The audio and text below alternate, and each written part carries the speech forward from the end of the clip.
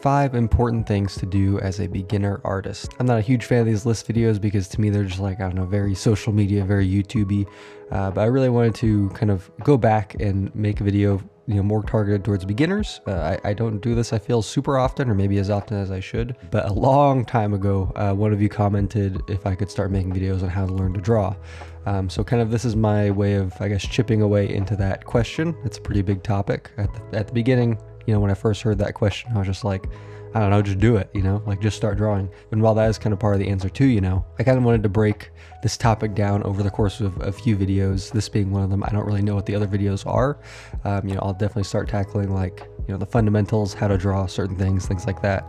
But this is kind of the first one, as I tend to, focus more on the mental side of art as opposed to the actual technical stuff, right? But I do kind of want to start diving more into that technical stuff as well. I feel like I have a pretty unique way of doing things and a unique way of drawing, as I am self-taught. Obviously not like super crazy compared to other people or like super unique, but I do feel like maybe some of the ways I do things can help just maybe open new pathways and new ways of looking at the fundamentals and things like that. But regardless, that's another video.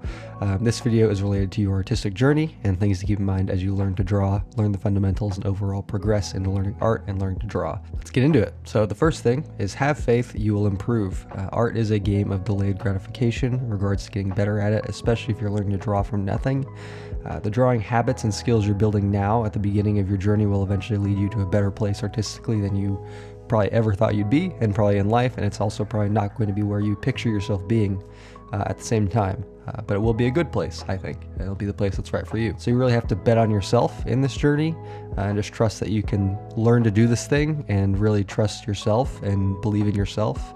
And you will, if you stick with it, if you just do this long enough, eventually you're going to see some kind of results, But I would highly warn against, having any really long-term goals with this, just because you don't really know what you're going to be doing artistically, even when you're starting out. Like, even if you start out like, I'm going to be a painter, like you might get more into line art later down the line, or vice versa.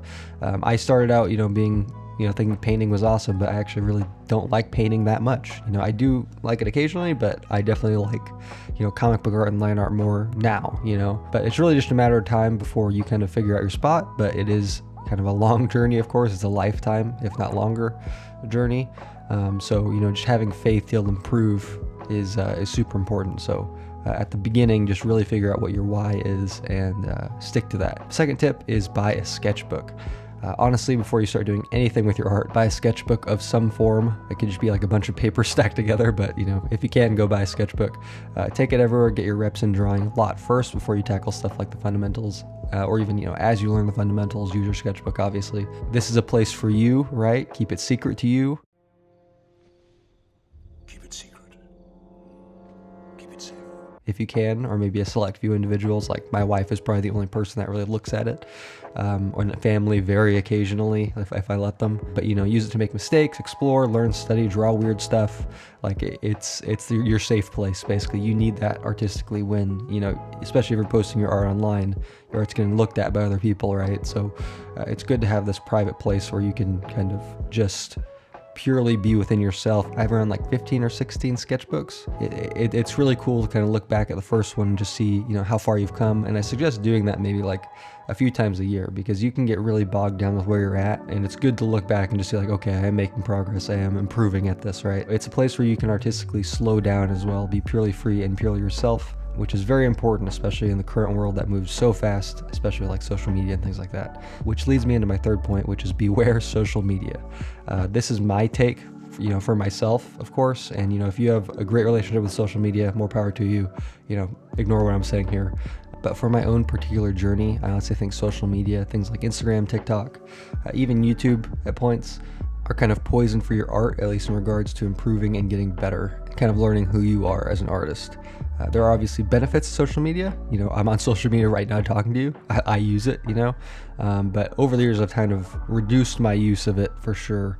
I don't really use Instagram that much anymore. I primarily just use YouTube and, the places where I post my webcomic. And that's kind of it, right? I don't really look at Instagram all that much. I've kind of like deleted it from my phone. I just look at it on the computer. But you can learn about things on Social media, you can gain a following, obviously. You can get a lot of guidance, especially on the fundamentals, a lot of tips, videos like this. But, and this is a big but, it can also lead to a lot of self-comparison, even subconsciously, and honestly, it wastes time, right, at the end of the day.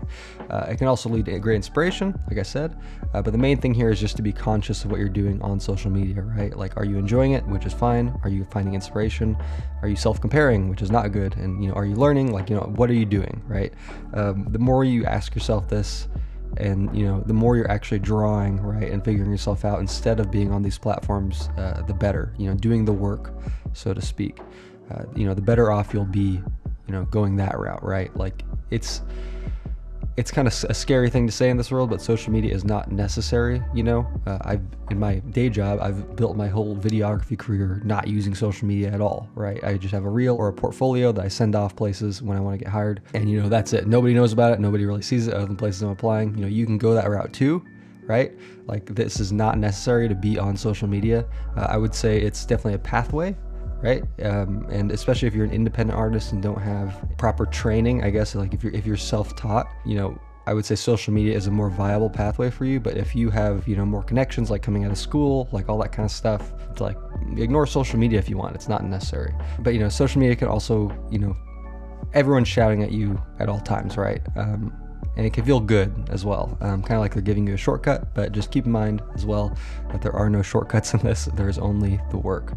But that's it for my social media soapbox. Tip number 4, don't be afraid to finish. This is a good habit to build early on. Build a habit of finishing pieces and projects. You will benefit from this greatly in the long run. It is a discipline to do this, and realistically, some things you and we as artists make just suck. You won't always make something good. And you don't have to finish those, things that just aren't good, and things you really just don't feel good about. But it's important to find out how to really feel about a piece before you do give it up. And if you can, finish it. Are you giving up because it's hard to push through, or because it really just isn't working? The latter is okay, because some pieces just don't work. But if you're giving up just because it's hard, kind of get over it, right? And do the work and get it finished. All things in art are kind of like running up a hill, in my opinion. Like, the last bit of work getting to the top of the hill is the hardest part, and after that, it's kind of just coasting. Obviously, not everything's like that. Sometimes you have multiple hills to go up and down, but just kind of getting into your rhythm of creating things and figuring out how to finish and finish well is very, very important.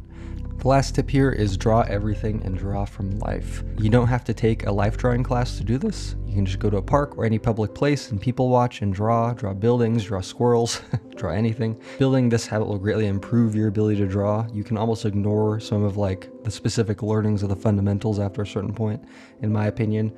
If you just do this as studying instead. I don't do this all the time or nearly as often as I should, probably, but it is one of the most beneficial things you can do as an artist. You can also draw pictures off the internet, but the effect isn't quite the same. When you draw from life, you're practicing capturing kind of a mental moment. You get to be in the same living space as the subject you're drawing, and you get to feel what it feels like. And when you look at the image of something on the internet, you're kind of getting the feeling of that image imposed onto you, as opposed to what the subject actually feels like on its own. Hopefully that makes sense. But that's it. That's the video. Thanks for hanging. Thanks for watching. Like, comment, and subscribe, and I'll see you when I see you.